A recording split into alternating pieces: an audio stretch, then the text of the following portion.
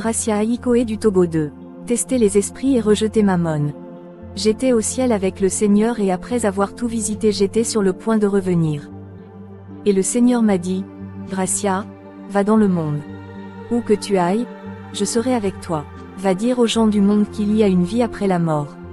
Il y a des endroits où les gens vont quand ils meurent. La mort est pas la fin. Gracia, beaucoup vous croiront et beaucoup ne le feront pas. Ce qui compte, c'est que vous puissiez parler au monde de ce que je vous ai montré et de ce que vous avez vu. Dites-leur que le paradis et l'enfer sont réels.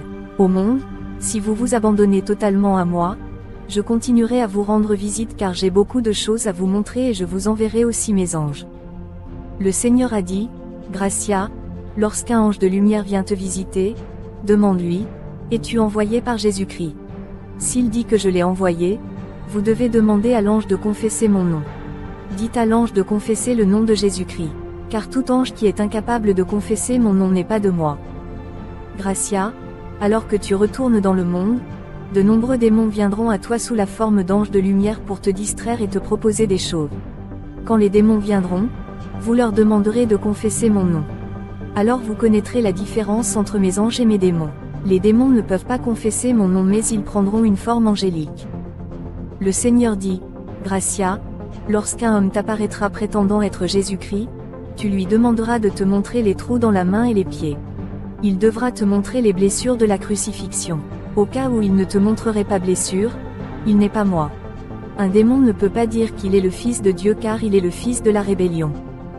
Bien-aimé, telle fut la parole du Seigneur alors que j'allais retourner dans mon corps. Frères et sœurs, il est arrivé un moment où je suis allé exercer mon ministère dans le nord du Togo. Ce jour-là, après avoir exercé mon ministère, je me suis endormi. Et le Seigneur est venu me rendre visite. Le Seigneur notre Dieu est vraiment plus proche de nous que nous ne le pensons. Aujourd'hui les enfants de Dieu pensent que le Seigneur est loin d'eux et ils visitent les soi-disant prophètes pour que ces imposteurs consultent le Seigneur pour eux. Ces chrétiens ne réalisent pas que le Seigneur est à leur côté. Lorsque le Seigneur est venu me rendre visite, je l'ai vu entrer dans ma chambre qui était éclairée par une lumière intense. Quand j'ai regardé, j'ai vu que le Seigneur était vêtu d'une robe blanche lumineuse. J'ai dit au Seigneur, es-tu vraiment le Fils de Dieu? J'ai vu que le Seigneur n'était pas ennuyé par cette question. Et il m'a montré ses mains et ses pieds avec toutes leurs blessures. Très vite j'ai vu que le Seigneur était en larmes. J'ai dit, Seigneur, pourquoi pleures-tu de cette façon? Le Seigneur a dit, merci, je pleure à cause de l'état de mon Église. Le Seigneur ne pleurait pas pour les incroyants mais pour son Église, et pour ceux qui sont nés de nouveau, chrétiens. Puis j'ai vu que les larmes du Seigneur étaient du sang. Et ce sang était frais. J'ai vu que le sang remplissait ma chambre. Le Seigneur a dit, Gracia, mon sang est frais. Aujourd'hui, je suis plein d'amour pour l'humanité et je pardonne les péchés du monde. Je ne traite pas mes enfants comme un juge.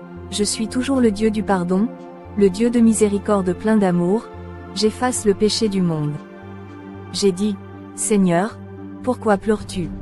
Le Seigneur a dit, je pleure car tout est prêt pour l'enlèvement. Il est déjà temps pour moi de recevoir mon époux. Pourtant, mon Église n'est pas préparée et n'est pas prête. Le Seigneur dit, si la trompette sonnait maintenant et si je devais venir maintenant, combien de mes enfants seraient préparés et prêts à se lever? Combien s'élèveraient dans les airs pour me rejoindre dans l'enlèvement au son du trompette? Combien seront sauvés? Pourtant j'ai donné ma vie sur la croix pour toi. J'ai versé mon sang pour toi et je t'ai acheté au grand prix et j'ai sacrifié ma vie et je suis ici en larmes. Si la trompette sonnait aujourd'hui, combien seraient au paradis? Combien parmi les élus et combien seraient prêts? Le Seigneur a dit, Gracia, je vais te montrer pourquoi je suis en larmes. Le Seigneur fit un geste de la main. Du coup, j'ai vu un écran apparaître et un film a été projeté.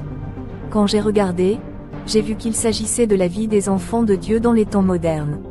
La vie de ceux qui prétendent être chrétiens. C'était la vie de l'Église de la fin des temps et la condition du peuple de Dieu. Le Seigneur dit, Gracia, regarde attentivement le film sur l'écran. J'ai observé les âmes de millions et d'innombrables personnes marchant sur une large route. J'ai vu que ces gens marchaient sur une route large et belle. Le mouvement de ces personnes était différent. Je veux dire qu'ils marchaient avec la main tendue vers l'avant comme s'ils cherchaient quelque chose devant eux. Ils semblaient pressés. Le Seigneur dit, Gracia, ces gens que tu surveilles sont mon peuple. Regarde attentivement, tu comprendras pourquoi leurs mains sont tendues. Quand j'ai regardé devant moi, j'ai compris pourquoi les mains de ces gens étaient tendues. J'ai vu que devant eux se trouvait l'offre du monde. Il était écrit, l'argent, la richesse et les trésors du monde. Le Seigneur a dit, beaucoup de mes enfants viennent à l'église. Beaucoup ont dit, je te donne tout, Seigneur. Je t'invite à entrer dans ma vie. Ils viennent adorer dans l'église mais je ne suis pas la priorité de leur vie. Ce qui compte pour eux c'est le bien de ce monde et leur rassemblement des richesses et trésors de ce monde.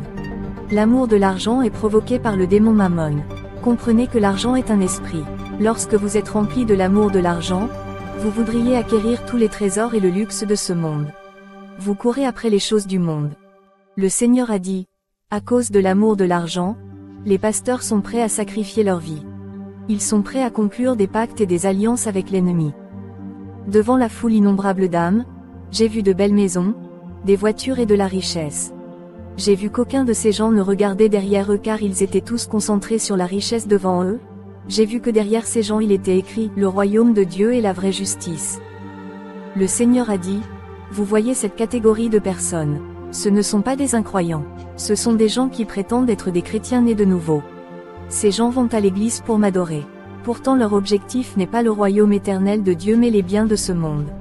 Ils ne sont pas préoccupés par le salut de leur âme et par le royaume éternel des cieux. Ils recherchent le bien de ce monde.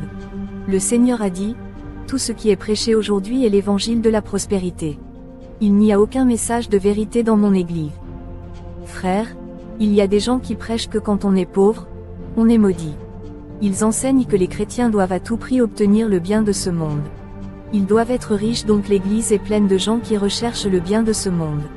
Matthieu 6h33 Mais cherchez premièrement le royaume et la justice de Dieu, et toutes ces choses vous seront données par surcroît. Frères, vous venez à l'église et vous adorez mais quelle est votre priorité? Quelle est ton ambition? Vous êtes né de nouveau mais que cherchez-vous? Le Seigneur a dit, renoncez à tout. Prends ta croix et suis-moi. Chacun de nous a une croix à porter, il ne faut jamais s'attendre à ce que la marche d'un chrétien soit rose. Et nous devons vérifier notre objectif et notre priorité. Venez-vous à l'église pour un besoin qui doit être satisfait. Vous pourriez vous retrouver à passer d'un faux prédicateur à un autre. Quelle catégorie de croyants es-tu? Dans cette vision, le Seigneur m'a montré un deuxième groupe de croyants. Ils étaient peu nombreux et marchaient sur un chemin qui n'était pas simple. La route était cahoteuse et montagneuse. Ce groupe de personnes était dispersé. Quand vous voyez une personne sur la route, une autre personne les séparait à 1 ou 2 kilomètres. Les gens se déplaçaient avec difficulté mais ils étaient déterminés. J'ai vu que devant ces croyants il était écrit « Le royaume de Dieu et la justice de Dieu » et derrière cette foule, il était écrit « La richesse, les biens et le trésor de ce monde ».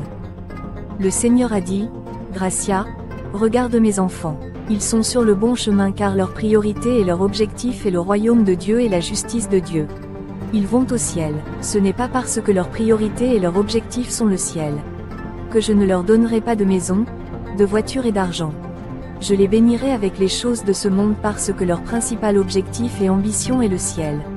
C'est lorsque le salut de votre âme devient la priorité que tout le reste n'a plus d'importance.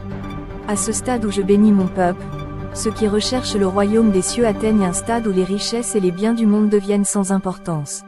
Lorsque vous recherchez le royaume des cieux, la bénédiction matérielle devient supplémentaire. Ils ne sont plus la priorité. Est le salut de votre âme. Étroit est le chemin qui mène à la vie et peu le trouvent, mais large est le chemin qui mène à la destruction et nombreux sont ceux qui l'empruntent. Frère, es-tu prêt à porter la croix jusqu'au mont du sacrifice? Êtes-vous prêt à suivre le Seigneur jusqu'au bout? Dans quel groupe et catégorie de chrétiens es-tu? Quelle est votre priorité et votre objectif? Courez-vous après le bien de ce monde?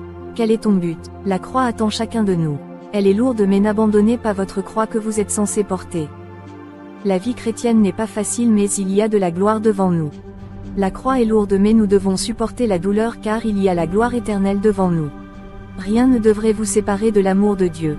Votre vie est précieuse devant Dieu et il y a une couronne de gloire devant nous.